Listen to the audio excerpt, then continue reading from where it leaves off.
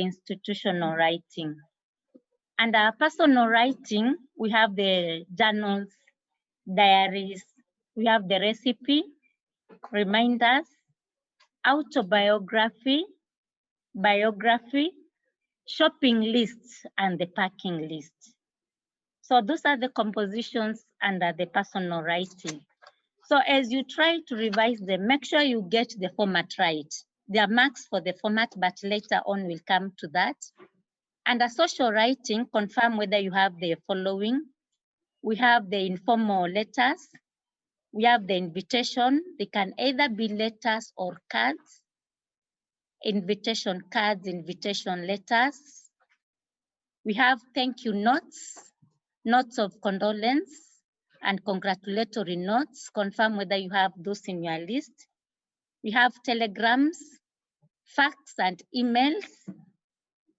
We have instructions to family and friends. And then the last one, we have directions. Check whether you have all of those in your work. And then after social writing, we have the public writing. The following are under public writing. We have the recording of telephone information, the telephone messages, that is from to work. Recording of telephone messages. We have letters of apology from to work. Filling in forms, still from to work.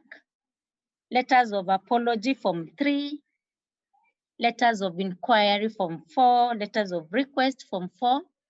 Letters to the editor. We have speech, we have questionnaire. We have report writing. Report writing, there are usually 3 types. We have the investigative report.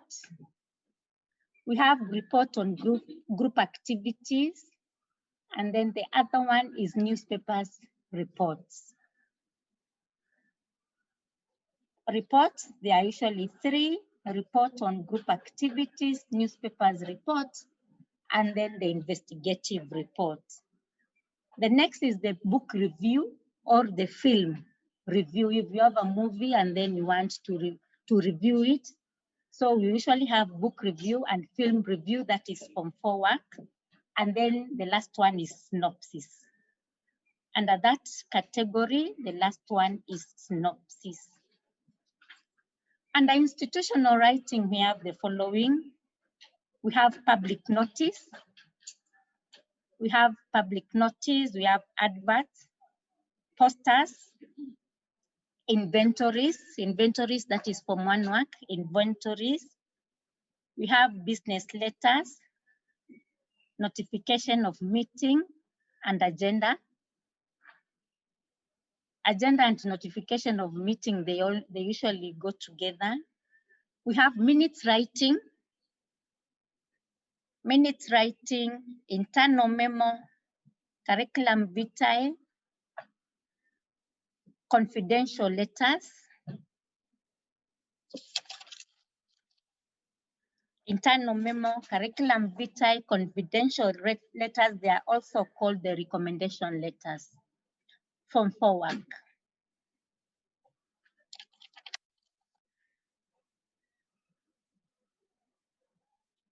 So with that, with the 4 different types of writing, you can either get a question from reports. You are given a report and then you are told to write it. Last year they did a letter, a friendly letter. You are supposed to write a letter to your friend. You imagine that you have transferred to another school. And then they were asked to write a letter to your friend, and then you persuade them to join you. You give 3 reasons which can make your friend to join your new school. So you follow the format of report writing. You know the format of the friendly letters? Yes, the address. Remember, your name is not part of the address. Date is not part of the. And then we have salutation, we have the introduction, we have the body conclusion. So you follow the format. So the format itself, last year it was 6 marks. The format, you just write the address correctly, you write the salutation correctly, and then you have your introduction. Introduction, remember, you take a friendly tone. You have the introduction, you have your body. In the body, when you are told to give 3 reasons, remember these 3 reasons should be expounded on. You have to explain and to give reasons and to convince the examiner that you deserve those marks.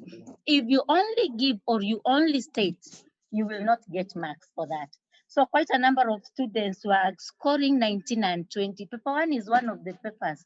And then especially the functional writing.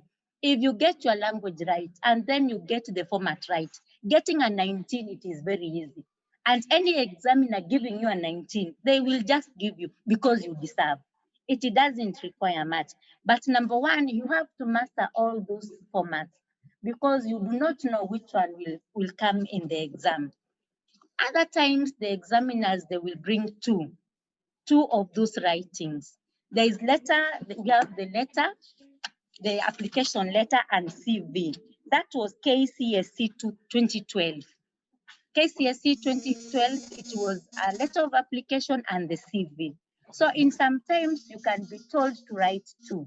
You can either be told that you have a friend who is living abroad, and then you are told to send an email to them.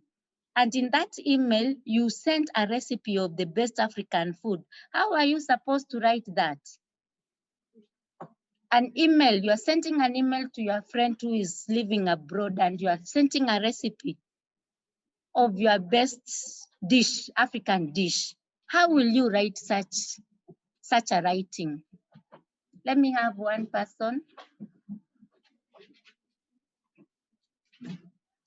How will you write that? Let me have people to try. Yes.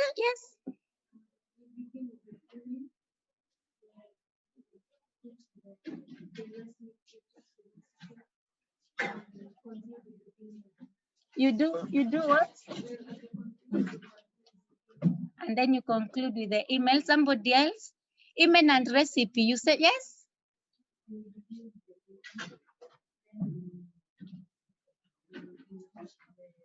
You do what?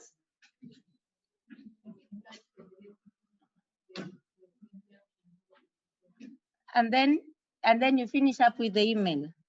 Somebody else? Those are two different. Yes? Good. You first start with the email and then you attach the recipe. Those are two different entities. And remember, with the email, you'll have to frame it. Those are two totally different entities. So you start writing the email, you introduce yourself, the normal greetings, the normal way of writing an email, and then you close it. Best regards, you write your name, and then you frame your email. And then after that, that is when you write your recipe. You cannot write the two in one. They are two totally different entities. So as you prepare for your exam, make sure you know what to write. If you are given 2, you have to know which is which. Are you supposed to write the 2 in one, or each should be on its own? So these are some of the functional writings which have been tested since 2006. So in 2006, they tested reports. In 2006, they tested reports. 2007, it was a book review. 2008, it was notification of meeting and agenda. 2009, it was letters of inquiry.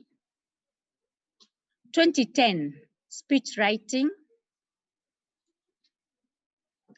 2010, speech writing.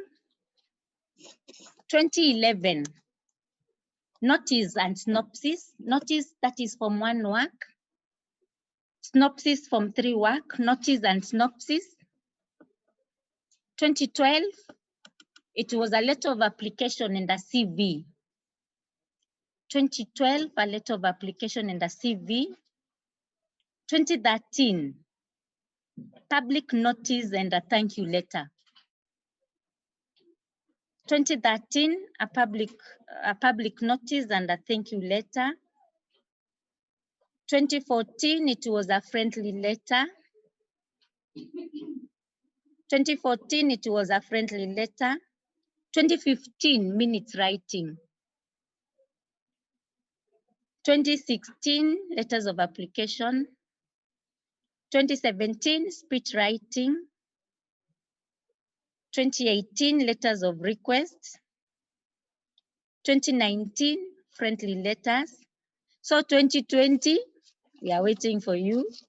2020, 2021, we are waiting for you to see what will come up in 2021 exam. So as you prepare for paper one, I've said number one, make sure you master the format. There is a lot of marks in the format, and you cannot just throw away those marks. So number one, master the format. Number two is the content. You have to write mature language. And mature language, I mean, you check on your spellings, you check on your tense, you check on your sentence construction, you check, you avoid repetition of your work, of your words, of sentences, of phrases. You check on the use of idioms. There are some idioms which are outdated. Also, and some others which have been used over and over, they are overused.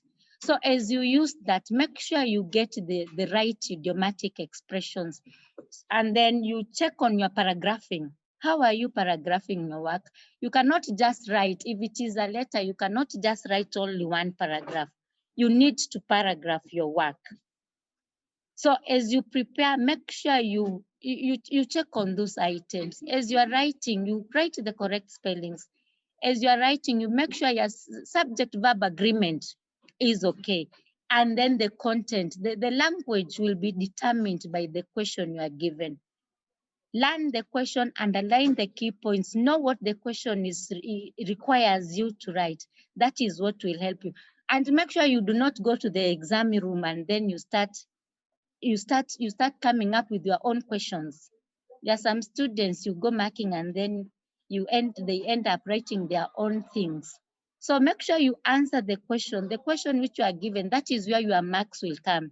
If it is the report, everything will be given in that report. Your work is only to use your language and then you place those items in the different categories. So that is all I have for paper one.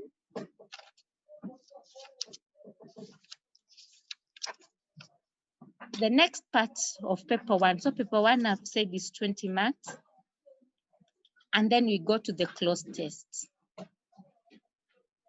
Cloze test is a broken passage. A broken passage which you are required to place the most appropriate word in those blank spaces. And the word is the most appropriate word. And it is only one word. You place the most appropriate word. Sometimes you come up with synonyms and then you start playing around with them. The synonyms might be right, but the examiner requires the most appropriate word. So cloze test will usually examine whether you have read and comprehended that passage. So the best thing in tackling the cloze test is to read and understand. Read that cloze test as many times as you can. When you read, you will be able to place the cloze test in the different fields. Is it talking about climatic change? Is it talking about the COVID-19? Is it talking about politics, health issues, and the different? And that will help you to choose the language and the words in that cloze test. Number two, cloze test will always examine the different parts of speech. The word, the nouns, the verbs, the adjectives, the adverbs, and all of those, the 8 parts of speech. So any word in that cloze test, it can be an adverb, it can be a preposition, it can be a noun, or either of those. Number 3, it will test on spellings. You write the correct word, you write the wrong spellings, it becomes wrong. Next, it will test on tense. Does the word require you to write it in the progressive aspect?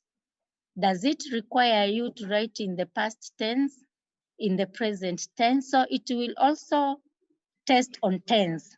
Punctuation. If a sentence, even it is a sentence and then there is a full stop and then the next dash, after the full stop, there is a blank space there. That blank space should always start with a capital letter. You start it with a small letter, it becomes wrong. And then the general language use, that is what is always tested in the Cloze test. Use the most appropriate word and only one in the Cloze test. So Cloze test will determine how much you have exposed yourself to language use, how much you have read storybooks, how much you have read newspapers, how many times you have expressed, you have exposed yourself to the magazines and all the readings you have come across. That is all the Cloze test. That is all what Cloze test will require from you. So get the best word. If it is the preposition, before you write it, can you play around with it before you settle down and write for that Cloze test? After we have answered Cloze test, which is usually 10 marks, we go to the oral skills. Oral skills is a wide area. Oral skills, the first question, oral skills is usually 30 marks. The first question is usually an oral poem. And this oral poem will always test, number one, the rhyme scheme. Is the rhyme scheme regular? Is the rhyme scheme irregular? At this time, you should be able to come out with the pattern, and you should be able to say whether it is regular or irregular. So the oral poem will test the rhyme scheme. That is number one, whether it is regular or regular. So as you read, prepare on that. Prepare on the rhyme scheme. The oral poem will test number two on the sound patterns. Sound patterns, alliteration, assonance, consonance, the rhyme. And with rhyme, we have both internal and end rhyme. So it will test on that. The oral poem will also test on the performance. When you are asked a question on performance, you mention if there are two and you are asked a question on performance. Performance will always be your body performance and the way you say it. So you give one on the way you perform, if it is including the facial expressions, those are the nonverbal cues, and then you give another point on the verbal cues. So when you are given any question on how you perform a certain line in the oral poem, you give two answers, one for nonverbal cues and then for the verbal cues. When you are asked how will you say, that is purely verbal cues. Are we together? Yes, so with verbal cues, we talk about tonal variation. We talk about what else? You talk about what else? Stress. Tonal variation and intonation is one and the same thing. You write tonal variation and then in the next point, you write intonation, it becomes wrong. You get only 1 mark for one. Any other? You articulate your words correctly. Which is the other one? The pace. You are neither too slow or too fast. Which is the other one? Which is the other one? You project your voice. Can you get back to your books? Project your voice and so forth. So I've said when you're taught to say, when you're told to say, you concentrate on the verbal cues. When you're told to perform, performance is both verbal and non-verbal cues.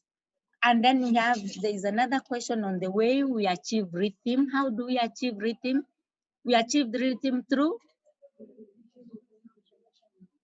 yes, we achieve rhythm through sound part, yes. We achieve rhythm through repetition. We also achieve rhythm through, yes. Yes, the sound patterns. We achieve rhythm through the sound patterns. Make sure you specify and you give an illustration.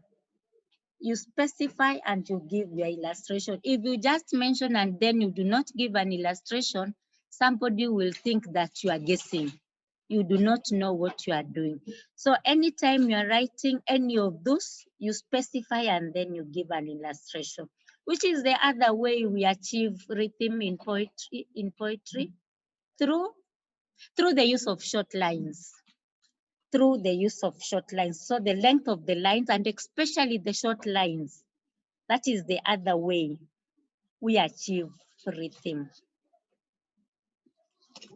The next question can be the features of oral poem. Which are the features of oral poetry? Which are the features of oral poetry? The features of oral poetry, number one, there is the use of imagery. In the oral poetry, most of them use imagery. Imagery, we have the similes, we have the metaphor, and so forth. So we have the use of imagery. Those are the features of oral poetry. Number two, there is the use of direct address. Direct address. The use of direct address is when you find in the poem, somebody is talking to you and then there is the use of the word you. It's like somebody is communicating to you and then they are talking to you as there's the use of you in that poem. So that is what we call direct address. And then there is the direct translation. You find a sentence which when you read it, you can compare it to Kiswahili translation or to any other mother tongue translation. So that is a feature of oral poem. There's also the conversational tone. Conversational tone is when you find two people talking in the poem. You can find a bird and a mother and a son. They are communicating in the same poem. That is what we call conversational tone. And then we have memorability, which is another feature. Memorability, which is usually brought by the use of short lines and rhyme. Memorability, which is usually brought out by the use of short lines and rhyme. There is the epigrammatic quality. In the exam, the examiner will require you to write that, to write the epigrammatic quality. The epigrammatic quality, that is when the poem has a moral lesson. The poem has a moral lesson. When you talk about the moral lesson, you'll not get marks for that. But you have to begin with the epigrammatic quality, and then you identify the moral lesson which is being brought out in the poem. And then the last one, they are repetitive. The oral features are repetitive. The oral features are repetitive.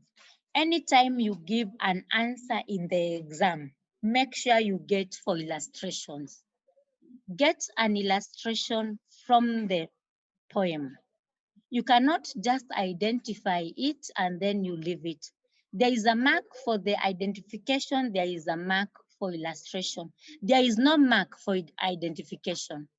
If you just identify and then you leave it at that, you will not get a mark. So anytime you are answering a question, you answer if it is a grammatic quality. If it is a moral lesson, what are we learning from that?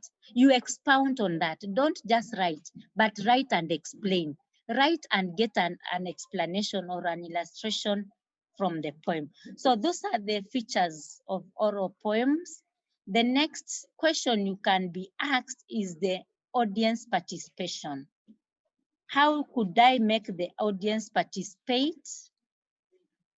How can you make the audience participate? How can you make the audience participate?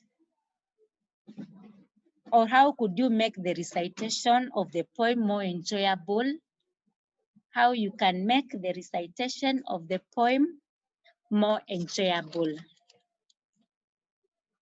There is this question that is talked about the performance. The performance and especially the verbal cues. You will talk about the pace, you will talk about tone of variation and then stress. Everybody knows that we stress the content words, but which one? And if you are stressing a certain content word in the exam, make sure you explain. If you are stressing a certain content word, what is coming out from that stress? So do not leave at stressing the content word. You will not get marks for that.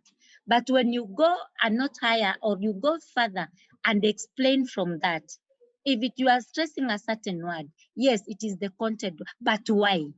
So that why, that is when you will get the mark. The content word, you will not get the mark for that. But the why, that is when you get the mark for the stress. So from the, after you have answered the question on the oral poems, we go to pronunciation. Pronunciation will be, you'll be given some words, and then you are asked the words, it can be a homophone, you are told to give a word which are pronounced the same. You can be told to give a synonym. So that is usually under pronunciation. You are either given some letters and then you are told to underline the silent letter. You are given words and then you are told to underline the silent letter. You can be given the letter P and you are told to write a word where P is silent. An example of such a word is what? Yes? Pneumonia, psychology. Which is the other one? Yes, so either way, you are told to underline or you are told to write, you write your own word. You can either be told to, you are given some words and then you are told to write the words with the same pronunciation. You are given a word like chef, another word which has the same sound. You have chef. Uh-huh. Uh-huh. Mm-hmm. Choir, another word with the same CH, choir.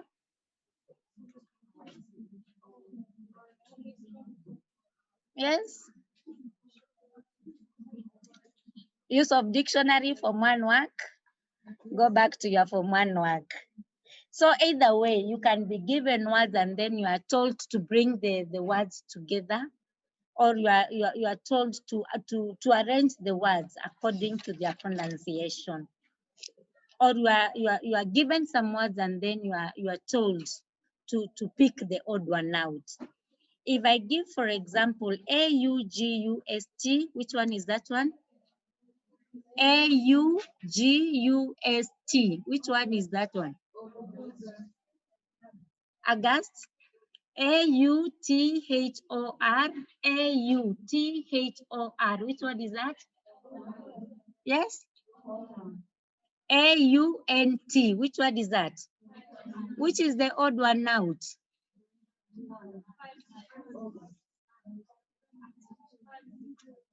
The first word is AUGUST.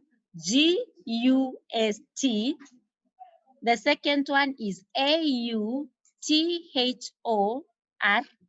The third one is AUNT. And then you underline the AU in all the words. Which one is the odd one out?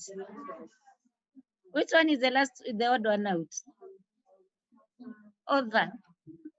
How do we pronounce the first word? August. Dictionary for one work. Use, how many have their dictionaries in their lockers? If you know you have your dictionary in your locker, dictionary for one work. Make sure you use your dictionaries.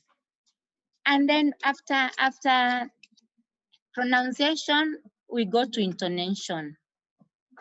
Intonation, we usually have falling intonation. Last year, there were some questions on falling intonation, not on falling.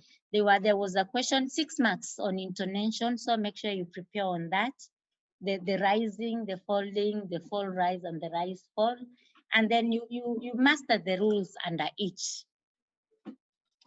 Intonation. And then the other part of paper 1 is stress.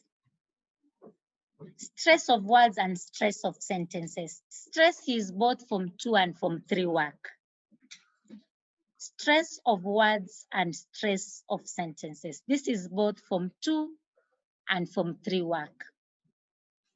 So when you are given a question and then you are told to underline the stressed part in the word given.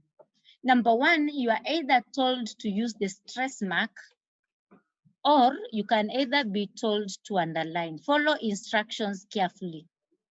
If you are told to underline, underline. If you are told to underline and then you end up using the stress mark, it becomes a wrong. So follow instructions carefully. So nouns, what do we stress in nouns? The first syllable. What about in verbs? Adjectives?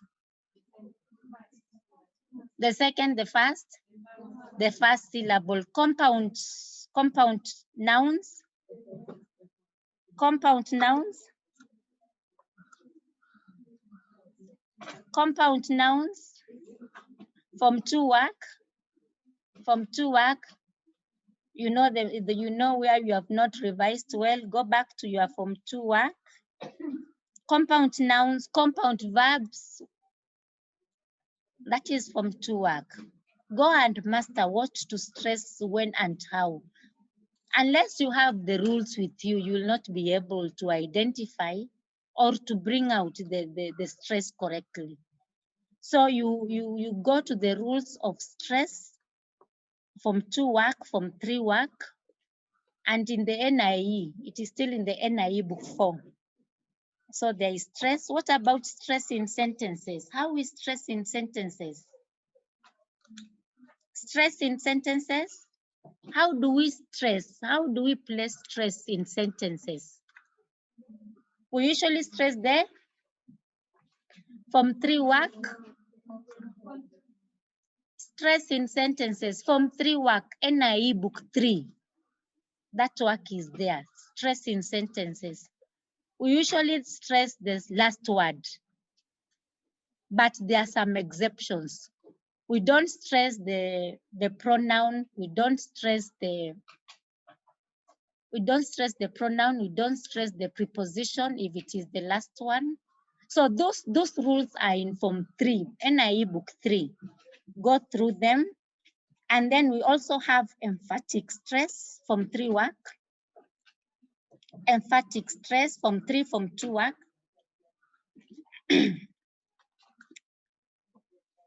Emphatic stress is where you put emphasis on a certain word. You are given a sentence. John is coming tomorrow, and then John is underlined. What does that mean? You are told to give the meaning of the word. Emphatic stress. What will that mean? Yes? It is John and not anyone else who is coming. So make sure you go back to that. So we have talked about stress of words, stress of sentences, and then the emphatic stress. From there, we go to the oral literature and the short forms. The oral literature and the short forms. The next question is the oral literature and the short forms. Which are the short forms of oral literature? We have the proverbs, riddles, puns, tongue twisters. So we have the puns, we have the proverbs, we have the riddles, we have the tongue twisters. Question number 1, you'll be told to categorize the above genre. Question number 1, you'll be asked to categorize the above genre. Question number 2, you will be asked about the features of the above genre. Question number 2, the next question will be on the features of the genre.